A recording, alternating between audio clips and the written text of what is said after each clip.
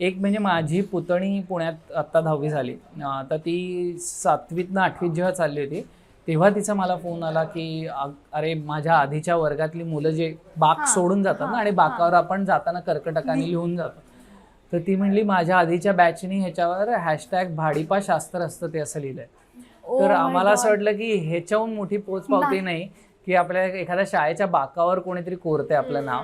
त्याच्याहून मोठी पोचपावती नाही. आणि दुसरं When we got recognized at Waterloo Station in London. Yes, आम्ही दुसरं म्हणजे आम्ही लंडनमध्ये होतो वॉटरलू स्टेशनला, आणि आम्ही बाहेर चाललो होतो. आणि अर्थात तिचे लंडनची फॅमिली म्हणजे तिचे सगळे कझिन्स तिकडे राहतात, तर त्यांना काही घेणं देणं नसणारे आम्ही कोण आहोत आणि हे, त्याने लंडनमध्ये कोण ओळखत आहे. आता ओळखतील लंडनमध्ये खूप मराठी लोकांना, कारण अर्धे सिनेमे तिकडे शूट होतात.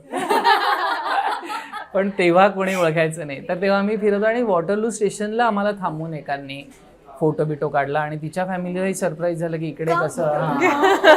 आणि तोच अनुभव आम्हाला ऑस्ट्रेलिया आणि अमेरिकेच्या आत्ता दौऱ्याला आला.